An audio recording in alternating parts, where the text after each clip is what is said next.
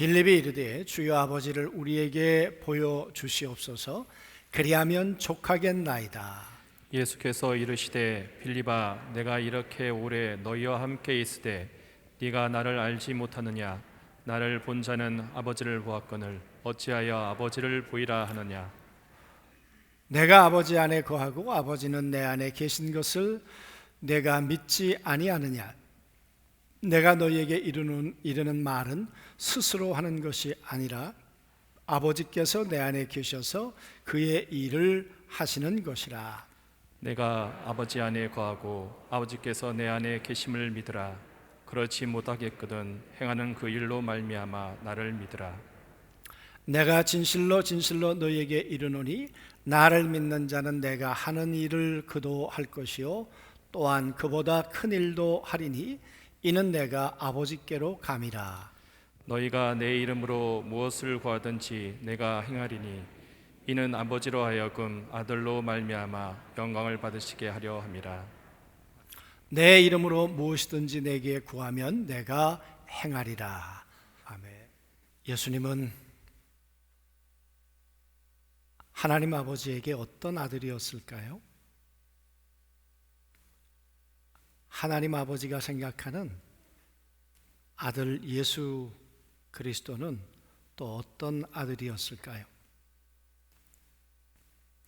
아버지와 아들로 살아간다는 것, 부모와 자식으로 살아간다는 것, 행복이어야 하는데 불행할 때가 많고, 서로 격려하고 위로해야 하는데 상처를 줄 때도 많이 있고, 그래서 내 안에 모시고 살아야 함에도 불구하고 어쩌면 밖에다가 그렇게 내 마음 밖에 그렇게 부모님을, 어머님을 또 우리 가족들을 그렇게 내몰고 살고 있는 것은 아닌가. 오늘 예수님은 정말 힘든 때를 지내고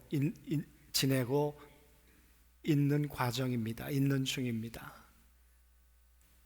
이제 몇 시간 후면 예수님은 제자들에 의해서 버림받을 것이고 가룟 유다에 의해서 팔리게 될 것이고, 그리고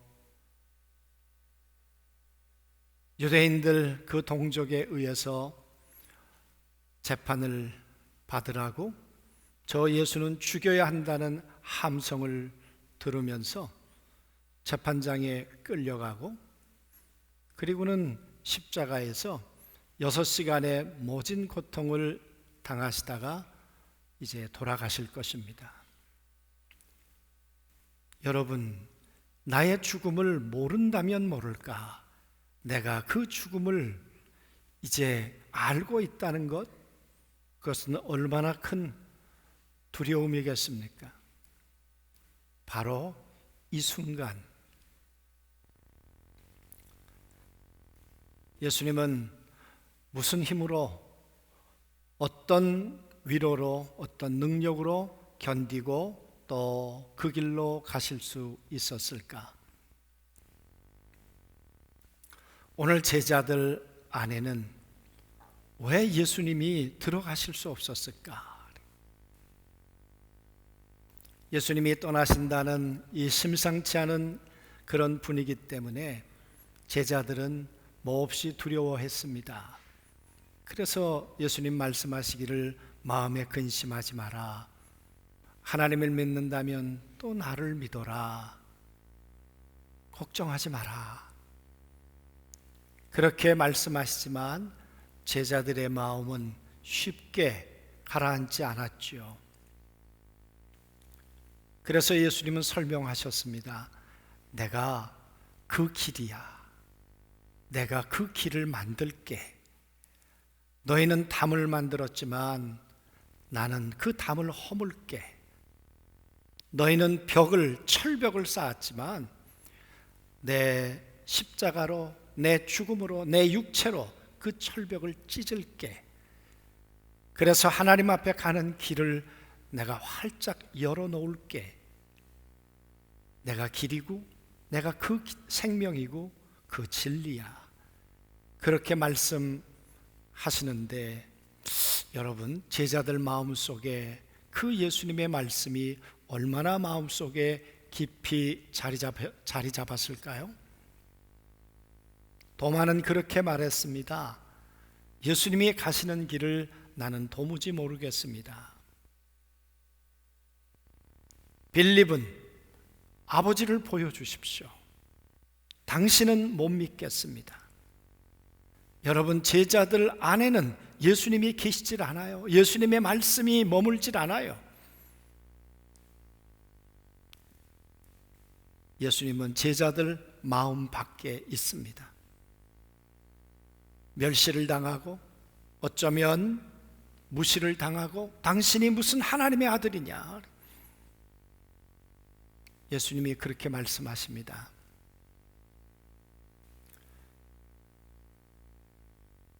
아버지가 내 안에 계시다.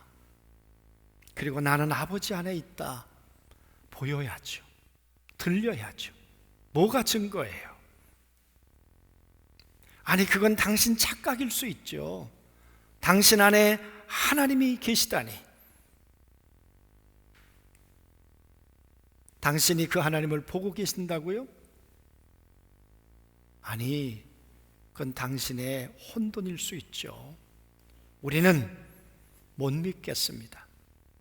예수님의 말씀이 제자들의 마음 밖에 지금 버려지고 있었다, 그 말이에요. 그러면서 예수님 말씀하십니다. 빌립에 대해서 아버지를 보여달라고요. 못 믿겠다고요. 당신이 하나님의 아들이라는 것. 그때 예수님께서 나를 본 자는 아버지를 보았어. 그리고 말씀하시기를 내가 하는 말은 내 말이 아니었어.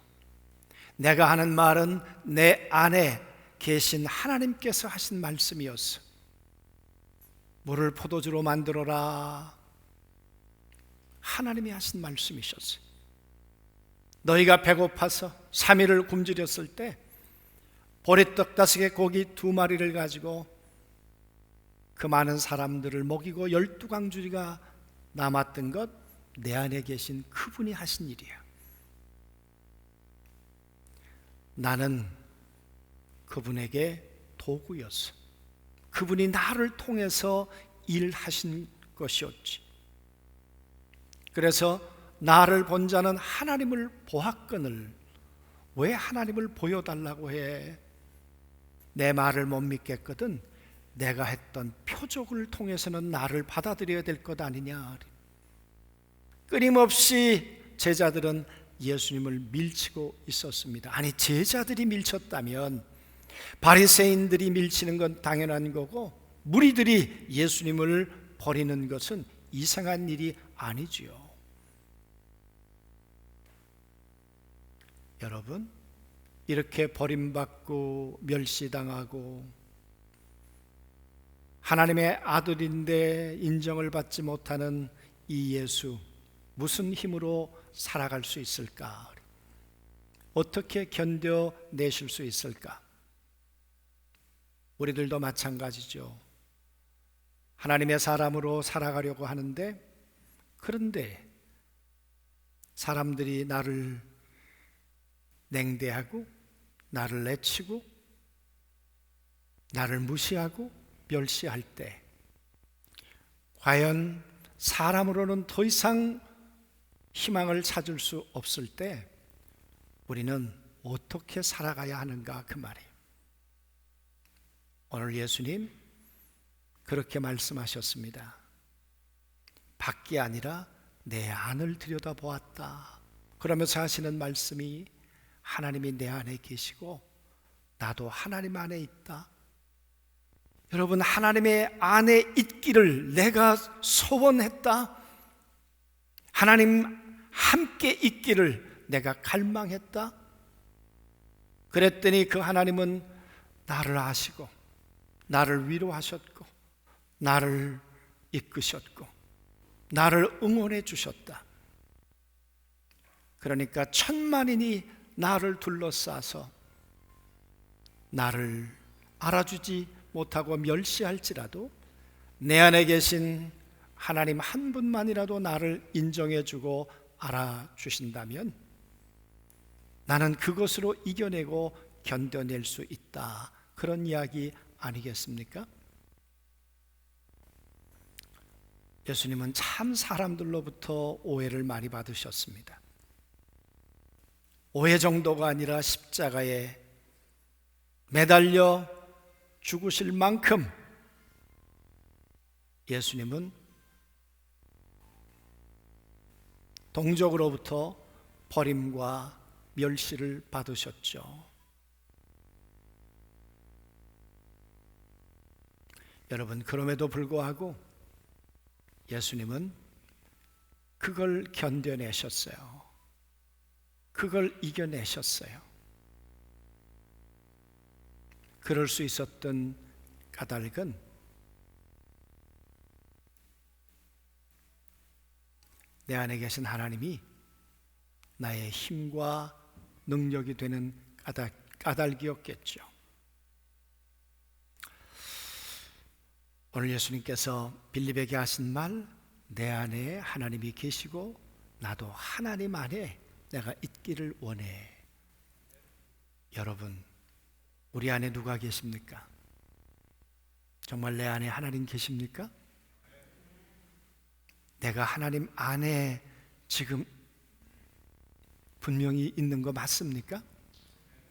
하나님 안에 있기를 갈망하고 소원하고 그렇게 요청하고, 하나님, 내가 하나님 안에 있는 것 외에는 내게 희망이 없습니다. 하나님이 내 보호자가 되어 주시고 하나님이 나의 산성이 되어 주셔야 하나님 내가 견뎌낼 수 있지요. 내가 그 길로 갈 수 있지요. 여러분, 그래서 힘의 근원을 하나님 안에서 찾고 계시고 하나님과의 그래서 밀도를 높여가고 계시고 하나님하고의 친밀감을 견고하게 만들어 가시는가?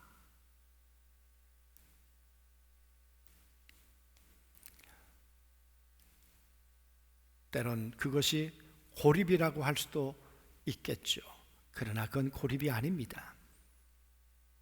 그것은 하나님을 향해 나가는 길이고 천지를 지으신 아버지께서, 나를 아시는 아버지께서 나에게 함께 동행해 주시는 모든 삶의 지혜이고 능력이요 그리고 이김이 될 줄로 믿습니다. 예수님은 하나님 아버지에 대한 기억이 참 생생했습니다.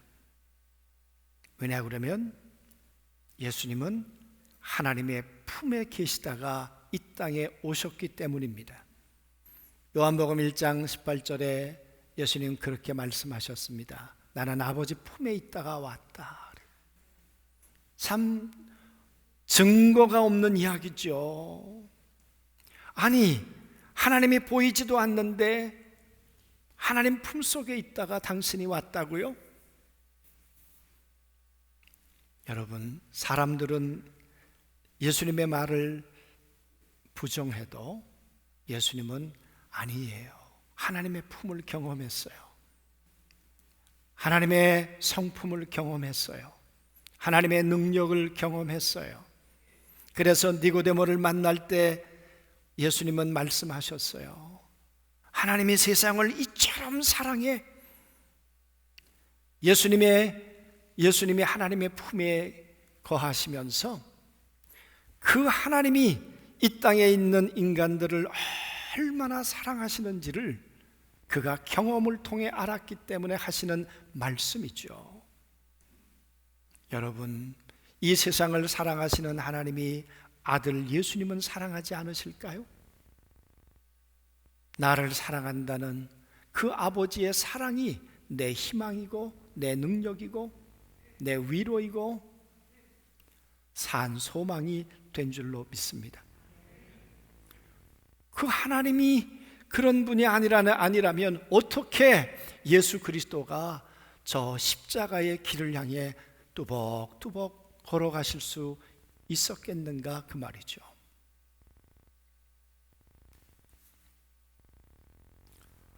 예수님이 그런 말씀도 하셨습니다. 나사로가 죽었습니다. 마르다 마리아가 예수님이 여기 계셨더라면 죽지 않았을 텐데 내 오라비가 왜 이제 늦게 오셨느냐고 원망하고 불평하고 예수님을 마음 밖에 모셔놓고 비난하고 비판하고 불평하지 않았습니까? 그때 예수님께서 그들을 데리고 나사로의 무덤 앞에 가셨습니다.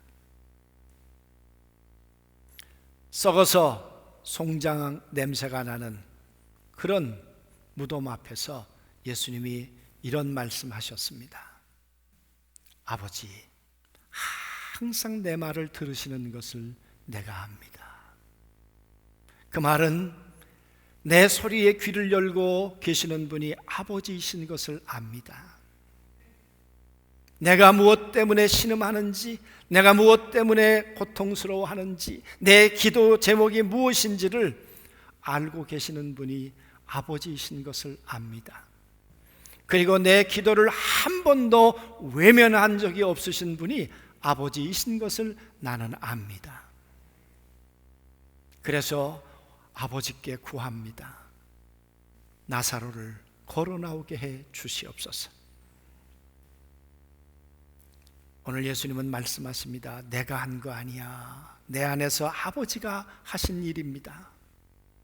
나사로가 걸어 나오게 하신 분이 아버지십니다. 5,000명을 먹이신 분이 아버지십니다. 니고데모를 어둠에서 빛으로 그의 영혼을 바꾸신 분이 아버지십니다. 여러분,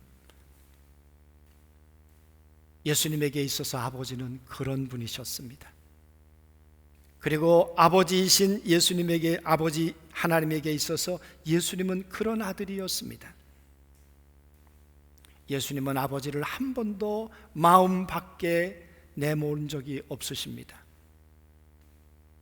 예수님의 마음은 언제나 하나님으로 가득 채워 있었습니다. 아버지의 마음으로, 아버지의 심정으로 가득 채워 있었습니다.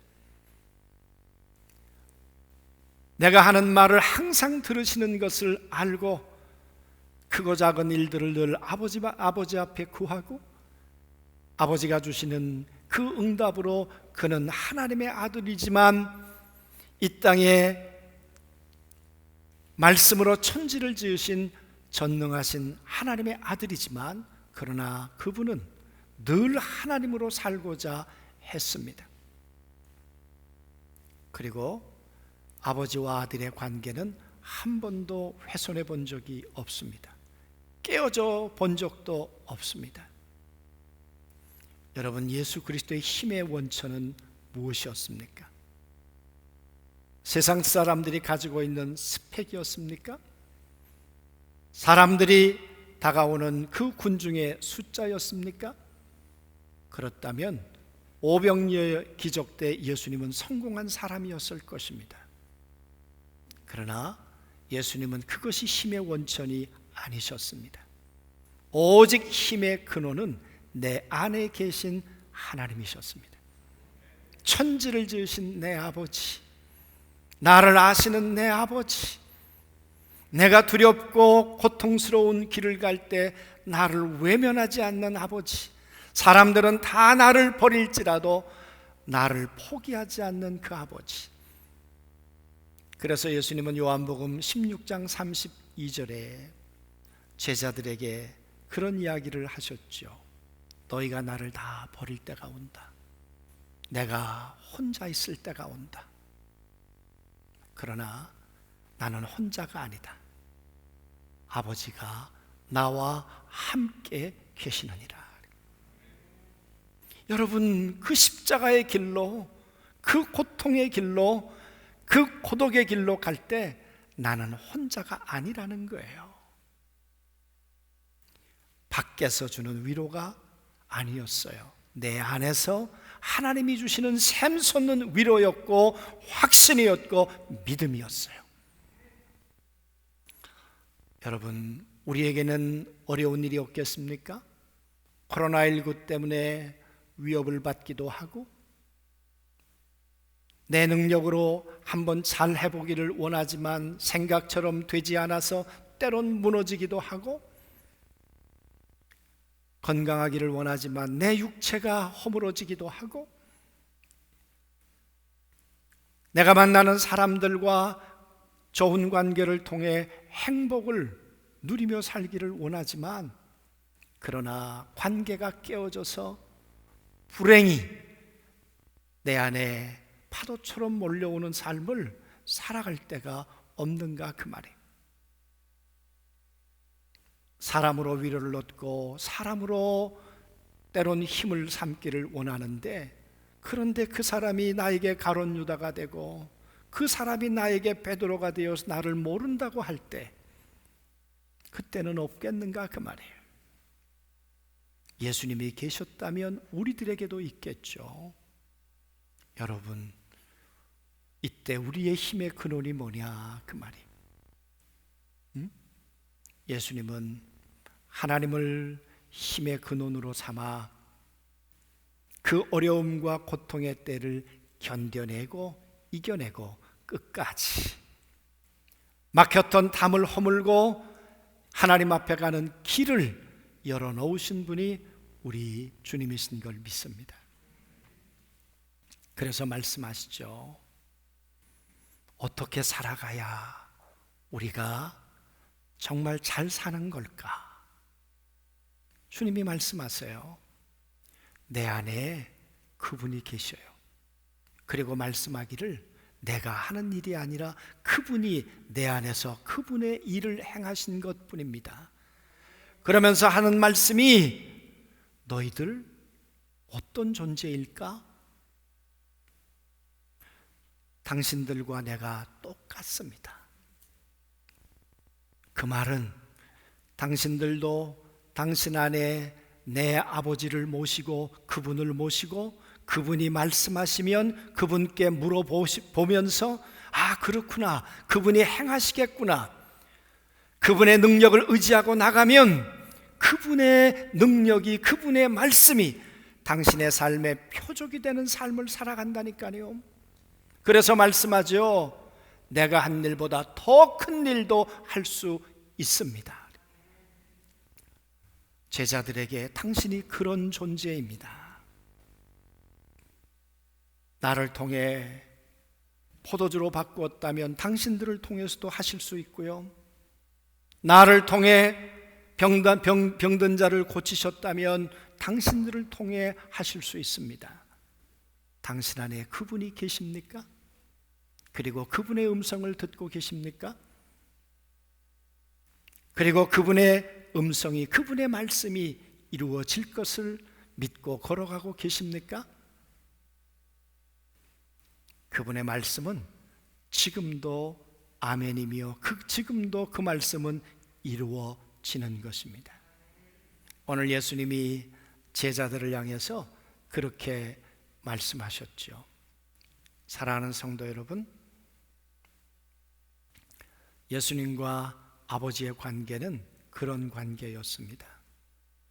밖에 세워두는 관계가 아니라 안에서 언제나 만나는 관계였습니다. 우리의 아버지, 우리의 어머니, 우리의 부모, 가족들과는 요즘 어떤 관계일까요? 정말 내 아버지가 내 안에 계실까요? 부모들의 가슴 속엔 자식들이 있겠죠. 그러나 자식들의 마음 속에도 부모님이 계실까요? 우리 조금 전에 보았던 영상, 아들을 위해서 글을 쓸 땐, 질문을 할 때 얼마나 행복해해요. 그러나 똑같은 질문을, 대상을 바꿨을 때 그들이 얼마나 당황하던가요? 그 말은 부모의 가슴 속엔 자식이 있었지만 자식들의 가슴 속엔 부모가 저 밖에 있었단 말이죠. 그러나 예수님은 그러지 않으셨어요. 여러분, 무엇이 복음이겠습니까? 오늘 베드로, 도마, 제자들 그렇게 나를 밖에 세워놓고 냉대했지만 예수님이 내가 가면 다시 오겠다. 다시 제자들 앞에 서셨고 다시 제자들을 초청하셔서 제자들 안에 들어가셨죠. 내가 가면 다시 올 거야. 나를 배신한 베드로, 아니야, 내가 다시 올 거야. 그리고 베드로 안에 다시 오셔서 베드로와 함께 살아 주셨죠. 예수님은 베드로를 향해 늘 마음을 여셨습니다. 그래서 베드로 안에 예수님을 받아들이게 하셨고 예수님도 베드로를 받아들이셨습니다. 여러분, 복음은 다시 사랑을 의지해서 설 수 있는 거죠. 다시 우리는 부모님 앞에 설 수 있는 거죠. 다시 어머님 앞에 설 수 있는 거죠. 그게 가족이라는 이름 아니겠습니까? 이번 명절에 여러분, 우리 가족들의 만남이 그런 만남이었으면 좋겠습니다.